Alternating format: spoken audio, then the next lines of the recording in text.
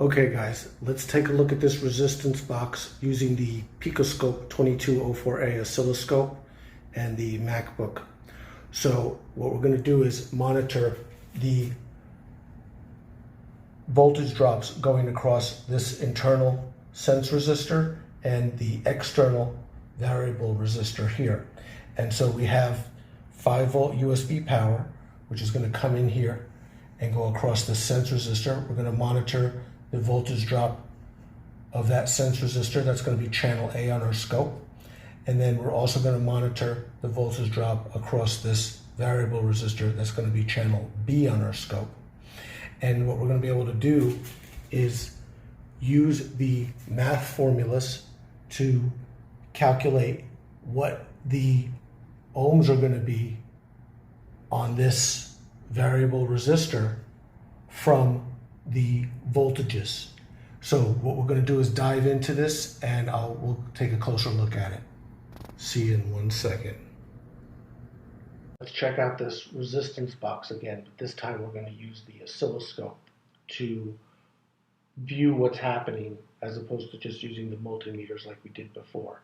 So I have the two channels connected using the PicoScope oscilloscope, and this circuit is going to be the sense resistor, which is going to be yellow here, and then followed by the variable resistor. So those are the two resistors in series. We're going to be varying the variable resistor, and there's going to be two math channels here. One is this orange line, which is the sum of these two voltages, and you're going to notice that doesn't change as we vary, as we change things.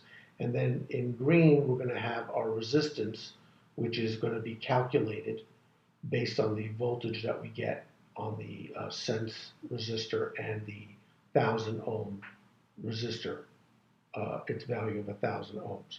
So let's go ahead and see how these variables interplay. I have the values also displayed on the bottom here just to make it easier to see. And here is the resistance at about 500 ohms. Let's go ahead and see how these voltages change as we alter the resistance. So I'm going to actually turn this resistor down, and I want you to notice, I want you to keep an eye on this yellow line up here. And you'll notice as I reduce the resistance and as it approaches zero, that yellow line pretty much becomes all of the voltage consumed in the circuit. You see how it's approaching the sum? So the blue line here is actually approaching zero, and this yellow line is approaching basically the supply voltage. So when we get down to zero, close to 0 ohms, it's going to be just like having a jumper cable there.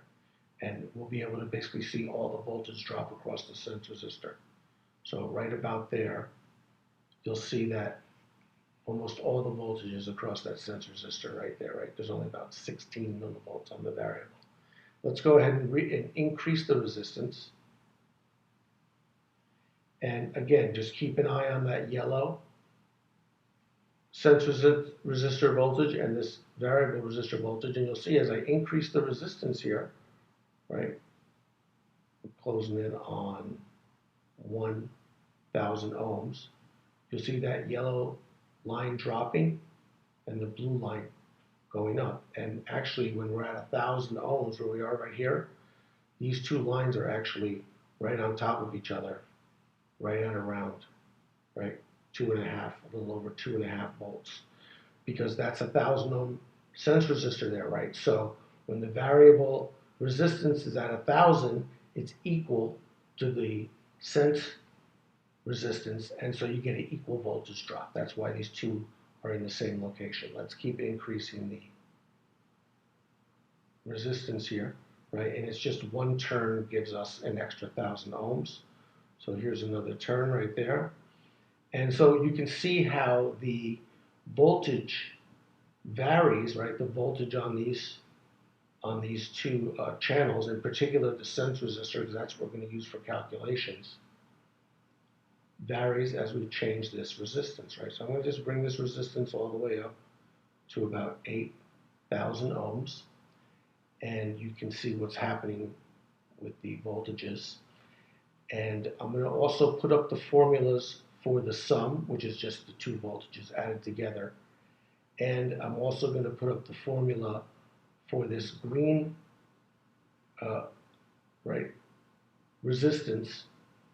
And so we'll see how we get from going from having, a certain voltage drop on our sense resistor that's at 1,000 ohms, how we can get from there to calculating what the resistance is, right, on this variable resistor. So I'll put the formula right here for you guys to take a look. And thanks for watching, you guys. Really appreciate it. Have a great day.